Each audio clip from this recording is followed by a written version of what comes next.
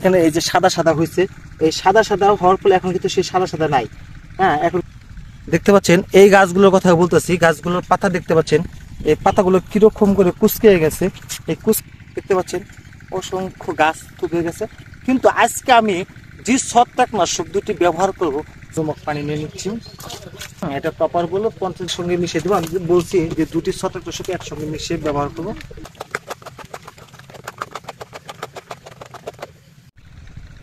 আসসালামু আলাইকুম, welcome to নিকশুক্লপুরতে কৃষক এবং কিষানি ভাই বোনদের জানাই সুস্বাগতম। আশা করি সকলে ভালো আছেন।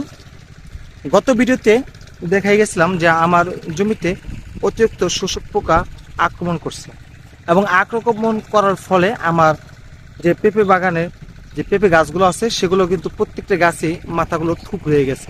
সে থুবড়ে যাওয়ার পরে আমি কি করছি, আমি দেখতে পাচ্ছেন আমি কিন্তু আর দু একদিন আগে যে আমার এই জমিতে শোষক পোকার কীটনাশক স্প্রে করি।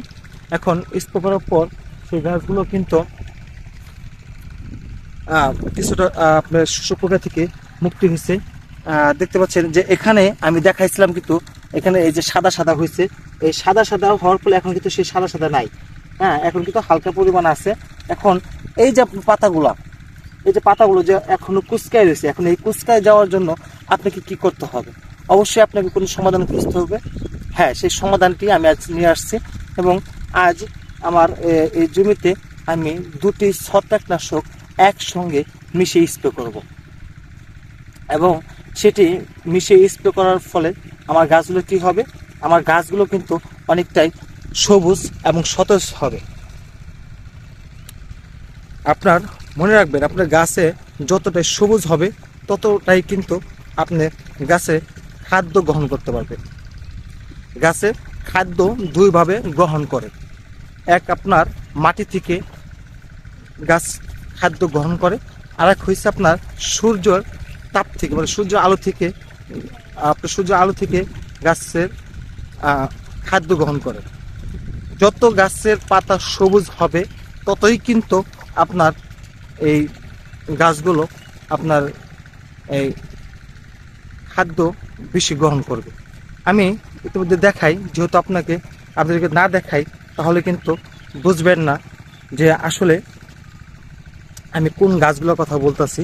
আপনি একটু দেখুন, দেখতে পাচ্ছেন এই গাছগুলোর কথা বলতেছি। গাছগুলোর পাতা দেখতে পাচ্ছেন, এই পাতাগুলো কিরকম করে কুচকে গেছে।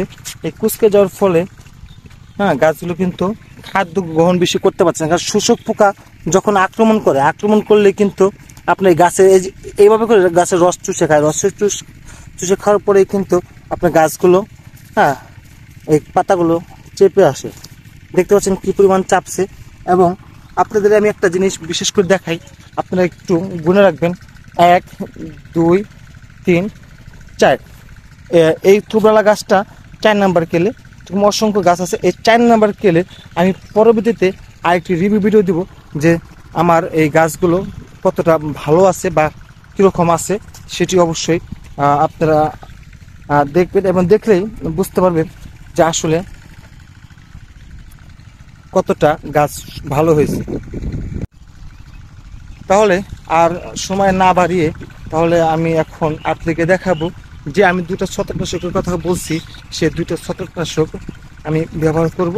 আর ব্যবহার করার পরে আপনারা অবশ্যই দেখেন, এই যে একটি গাছ, গাছের পাতাগুলো কিন্তু কিভাবে আপনার থুবড়ে রয়েছে। দেখতে পাচ্ছেন অসংখ্য গাছ থুবড়ে গেছে। কিন্তু আজকে আমি যে ছত্রাকনাশক দুটি ব্যবহার করব, সেই ছত্রাকনাশক ব্যবহার করার পরে কিন্তু অবশ্যই আপনারাই বুঝতে পারবেন যে গাছের পরিবর্তনটা কি হয়েছে।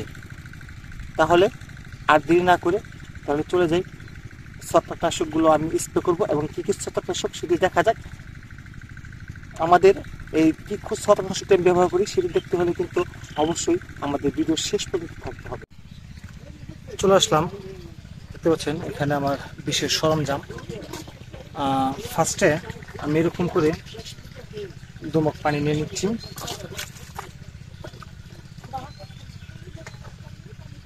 দেখতে পাচ্ছেন দুমক পানি নিলাম। এই দুমক পানি নেওয়ার পরে এখন আমি এখানে কি দিব,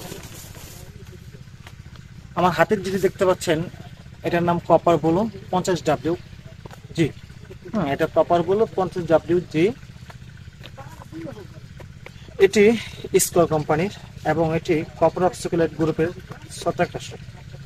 এটি ব্যবহার করলে আপনার পেঁপে বাগানে ব্যবহার করলে পেঁপে গাছে যে পাতাগুলো চেপে আসছে বা যে আমরা কুচকানো রোগ বলি বা থুকা রোগ বলি সেটি সমাধান হবে। এবং তার পরিপ্রেক্ষিতে আরেকটি নিয়ে আসছি, মানে এই দুটি আমি একসঙ্গে মিশিয়ে দেবো। আমি বলছি যে দুটি ছত্রাকনাশক একসঙ্গে মিশিয়ে ব্যবহার করবো। হ্যাঁ, আমার হাতে দেখতে পাচ্ছেন এটির নাম টাইকোজেব 80WP, টাইকোজেব 80WP। এটি ম্যানকোজেব গ্রুপের ছত্রাকনাশক, এটি ব্লু। এখন এই দুটি ছত্রাকনাশক একসঙ্গে মিশিয়ে দিলে কি হবে? এই দুটি ছত্রাকনাশক একসঙ্গে যদি আপনি মিশিয়ে আপনি পেঁপে বাগানে ব্যবহার করেন, আপনার পেঁপে বাগানে যে পাতা কুচকায় গেছে এবং পাতা কুচকানো রোগ, এমনকি যে আপনার ওই শোষক পোকা যখন আপনার পেঁপে গাছে রস চুষে খেয়েছে এবং খাওয়ার পর যে আপনার ওই শোষক পোকাগুলো যখন ওই গাছের উপরে পায়খানা করে দিচ্ছে, পায়খানা করে দেওয়ার পরে কিন্তু ওই গাছ ওখানে পচে গেছে। সেই পচার জন্য কিন্তু আপনার ম্যানকোজেব গ্রুপের এই ছত্রাকনাশকটি অনেকটাই ভালো কাজ করে এবং কপারও আলহামদুলিল্লাহ ভালো কাজ করে। দুটোটাই পচা এবং পাতাটা অনেক সবুজ গাঢ় করবে। পাতা যত সবুজ হবে গাছের খাদ্য গ্রহণ করতে ততটাই সুবিধা হবে। তাহলে এখন দেখতে থাকুন যে আমি কিভাবে মিশে কিভাবে স্প্রে করি, সেটি অবশ্যই আপনাদের দেখতে থাকুন।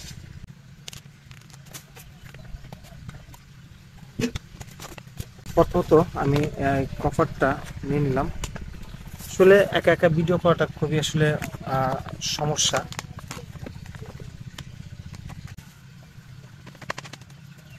কভারটা নিচ্ছি, এখন ম্যানকোজেবটা নিয়ে নিব, মানে টাইকোজেবটা।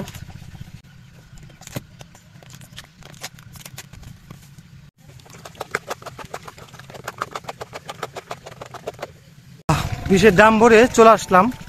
আর যারা এতটা ধৈর্য নিয়ে আমাদের ভিডিওগুলো দেখছেন তাদেরকে জানাই অসংখ্য ধন্যবাদ।